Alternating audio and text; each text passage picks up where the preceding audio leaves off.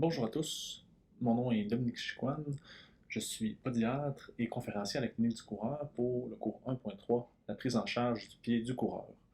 Aujourd'hui, il y a quelqu'un qui nous demande en fait qu'est-ce qu'on conseille pour soigner une tendinite du jambier postérieur, qu'on appelle aussi une tendinite du tibial postérieur. Donc aujourd'hui, on va vraiment passer en revue comment ça se développe, qui ça touche plus particulièrement, puis vraiment les meilleurs traitements pour régler cette pathologie-là. Donc, Pour débuter, le muscle tibial postérieur, qu'on voit en jaune ici, s'insère en proximal au niveau du tibia et en distal au niveau de pratiquement tous les os du pied. Sa principale fonction est de faire l'inversion au niveau de l'arrière-pied, c'est-à-dire de diminuer l'éversion et de diminuer aussi euh, l'affaissement de l'arche longitudinale médiale. Ce n'est pas des mouvements qui sont pathologiques, mais c'est plutôt pour comprendre exactement l'action de ce muscle-là, de ce tendon-là en fait. La principale pathologie qui va affecter ce tendon-là est la dysfonction du tendon tibial postérieur, la DTTP. Une douleur distale et rétromalléolaire va être présente, qui est représentée en fait par la zone rouge au niveau du pied sur l'image juste ici. Au niveau des facteurs de risque intrinsèques, on va voir les maladies inflammatoires, l'hypercholestérolémie et on va voir les facteurs de risque extrinsèques. Ce n'est pas une garantie que ces facteurs-là vont amener à développer cette pathologie-là, mais simplement des facteurs de risque de la développer. Si on les résume, les facteurs de risque extrinsèques, c'est une augmentation de la charge du tendon au-delà de la capacité du tendon à subir cette charge-là, versus les facteurs de risque intrinsèques, c'est une facilitation à l'initiation du processus inflammatoire ou en fait une diminution du potentiel d'adaptation aux charges de ce tendon-là. Au niveau de l'épidémiologie, les principales personnes atteintes vont être les femmes de 40 ans et plus. En fait, 3,3% des femmes de 40 ans et plus. C'est souvent une pathologie qui est sous-diagnostiquée par les différents professionnels de la santé dû à leur méconnaissance de cette pathologie-là. Puis, ça va aussi entraîner une diminution de la qualité de vie des gens et une augmentation de la douleur générale au niveau du pied et de la cheville. Au niveau de l'évolution clinique de cette pathologie, ça va être vraiment dans les stades aigus une tendinite, puis si ce n'est pas bien soigné, ça va se développer en tendinose, une dégénérescence au niveau du tendon. Donc dans le stade 1 de la DTTP, on est vraiment au stade de tendinopathie. Si jamais cette pathologie-là n'est pas bien soignée, on va aller vers le stade 2, où est-ce que là, il va y avoir une atteinte des ligaments calcanéo-naviculaires ou talocalcanéens. On va voir, en fait, c'est là qu'on va voir l'apparition de l'éversion de l'arrière-pied et une diminution de l'arche longitudinale médiale. L'apparition finalement du pied plat. Donc, encore une fois, si cette pathologie-là n'est pas bien traitée, on va aller vers le stade 3. Le stade 3, où est-ce qu'on a une atteinte plus sévère. On va voir finalement une atteinte articulaire qui va être talocalcanéenne, talonaviculaire ou calcanéo-cuboïdienne. Puis, vers le stade 4, l'articulation tibio-talaire va aussi être atteinte. Donc ça, on voit vraiment l'évolution de cette pathologie-là. En fait, dans les stades 1 et 2, ça va être une atteinte des tissus mous surtout. Dans le stade 1, le tendon plus particulièrement. Puis dans le stade 2, les ligaments talonaviculaires, talocalcanéens, qui vont être touchés finalement secondairement à l'allongement du tendon tibial postérieur. Le tendon tibial postérieur, c'est le seul tendon que je connais qui a la capacité de s'allonger sans nécessairement rupturer.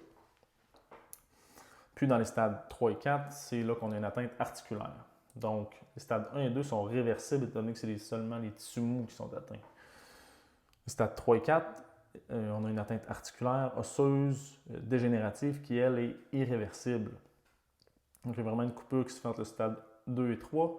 Puis, ce qu'on veut, c'est vraiment optimiser les traitements. C'est vraiment primordial dans les stades 1 et 2, étant donné que dans les stades 3 et 4, qui sont irréversibles, c'est une chirurgie qui soulage souvent le plus les gens. Donc, les stades 1 et 2, la principale chose à faire, c'est vraiment de bien quantifier le stress mécanique Donc, si on a une douleur pendant, après ou une raideur matinale au niveau du tendon, il faut vraiment faire des activités de transfert, se reposer, diminuer le stress et ensuite faire des exercices une fois qu'on s'est bien reposé puis que la douleur a bien diminué, respecter notre douleur puis évoluer tranquillement, augmenter le stress sur le tendon tranquillement et lui laisser le temps de s'adapter. Donc, les principales activités à faire dans les stades 1 et 2, surtout dans le stade 1, chez les coureurs principalement, des activités de transfert, faire du vélo, natation, diminuer la charge au niveau du tendon, mais garder la forme, garder la vascularisation au niveau du tendon, permettre une bonne guérison sans nécessairement appliquer trop de charge sur le tendon. Les tapings, si jamais on veut recommencer la course ou si on a une douleur légère, parfois des tapings peuvent être faits. En fait, soit avec du leukotape K, du leukotape P qui est plus rigide, puis un entre-deux, c'est le dynamic tape. Donc, avant de faire le taping, comme on voit sur la vidéo, on va placer le pied en inversion un petit peu et en flexion plantaire. Ensuite, on va appliquer la première bande. Sur la vidéo, j'ai utilisé du dynamic tape, mais comme je dis, du leukotape P peut aussi être utilisé si on veut plus de soutien au niveau du tendon, si on veut plus diminuer la charge au niveau du tendon, étant donné que c'est ça l'objectif du taping. Donc, on place le taping, on se l'insère au niveau du tibia proximal, puis on vient l'appliquer sous l'arche plantaire. On peut faire une deuxième bande aussi qui va être similaire à la première, dans le but, en effet, de soutenir le tendon. Ensuite, entre les tapings, c'est possible de faire des exercices de renforcement spécifiques. Dans les cas plus aigus, on veut vraiment qu'il n'y ait aucune douleur. On ne veut pas que les gens n'aient aucune douleur, mais on peut faire des exercices. Souvent, des exercices avec des élastiques vont être conseillés, étant donné qu'ils ne seront pas en charge, puis qu'on va pouvoir vraiment bien contrôler le mouvement. Donc, comme on voit ici, on peut mettre le pied au sol, 45 degrés environ par rapport au sol, puis amener le pied vers l'intérieur, faire l'inversion au niveau du pied avec l'élastique. Puis on fait 3 secondes en inversion, on tient 1 seconde, puis on fait 3 secondes pour revenir à sa position initiale. On peut faire 4 séries de 6 à 8 répétitions de cet exercice-là. Ensuite, dans les stades chroniques, à ce moment-là, on va pouvoir tolérer une certaine douleur. Le stade chronique, c'est lorsqu'on a une douleur depuis 3 mois et plus. Donc, on peut tolérer une certaine douleur en bas de 2 sur 10. Puis, souvent, étant donné que la douleur va être un peu plus tolérable, les gens vont être capables de faire des exercices en charge, c'est-à-dire sur 2 pieds pour débuter. Même chose, on va monter les 2 pieds sur la pointe des pieds pendant 3 secondes. On va tenir la position 1 seconde, puis on va redescendre. On va prendre 3 secondes pour redescendre.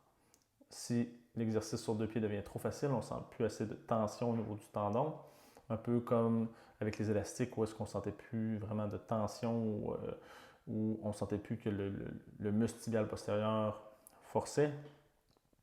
On va pouvoir le faire sur seulement un pied. Donc, on débute au niveau du sol, puis on prend 3 secondes pour monter sur le bout des pieds, puis on redescend 3 secondes encore une fois pour redescendre, puis on tient la position 1 seconde.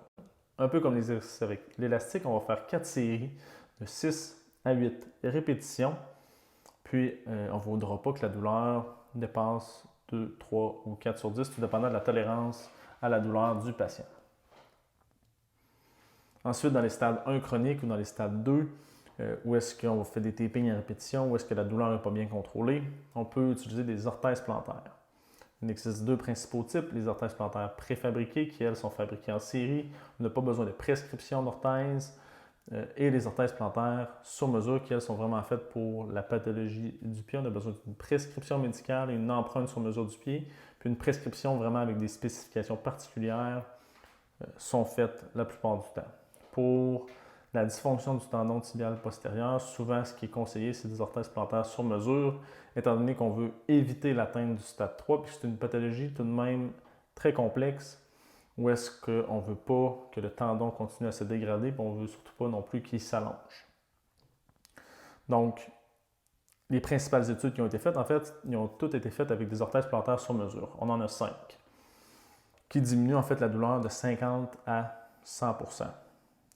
Lorsqu'on a une moins bonne efficacité, c'est lorsque les stades 1 à 4 sont inclus. Il faut aussi remarquer que ces études-là sont plus ou moins de qualité. Il y en a une seule, en fait, qui est vraiment plus de qualité, et on voit une diminution allant jusqu'à 77% de la douleur, qui est en fait un essai contrôlé randomisé qui a été fait. Dans les stades 1 et 2 chroniques ou plus sévères, en fait, on peut combiner l'orthèse avec une chevillère. Puis, c'est possible aussi, en fait, dans les stades 1 chroniques, au lieu de débuter avec l'orthèse plantaire, de débuter avec une chevillère, puis d'intégrer l'orthèse plantaire si jamais les douleurs ne sont pas bien diminuées avec le port seulement de la chevillère. C'est important aussi de noter, en fait, qu'avec les orthèses plantaires et la chevillère, c'est toujours important de garder, de continuer à faire des exercices, puis de continuer à être actif, soit faire de la marche ou de la course, de bien quantifier son stress. Ces outils orthopédiques-là aident, en fait, à bien quantifier le stress mécanique appliqué au niveau du tendon. Dans le stade 2 avancé, si la douleur n'est toujours pas bien contrôlée, on peut utiliser des orthèses pieds-chevilles. Les stades 2 avancés, souvent pour le remarquer, il va y avoir une douleur latérale au niveau de la cheville, donc les fibulaires vont commencer à être douloureux, puis il va y avoir aussi une spasticité au niveau des fibulaires. Donc, il ne faut pas hésiter vraiment à utiliser l'orthèse pieds-chevilles. Parce que, encore une fois, on veut éviter l'atteinte du stade 3. Donc, si on résume, dans le stade 1, souvent la quantification du stress mécanique, les activités de transfert, les tapings, ça marche très bien. De faire des exercices aussi de renforcement, ça marche très bien. Diminuer la charge appliquée au niveau du tendon, surtout chez les coureurs, ça marche vraiment bien. Dans les stades 1 chroniques ou récidivants, il ne faut vraiment pas hésiter à utiliser un support orthopédique. Surtout dans les stades 2, en fait, soit une orthèse plantaire, une chevillère ou une orthèse pied-cheville, tout dépendant du stade et de ce que le clinicien va voir.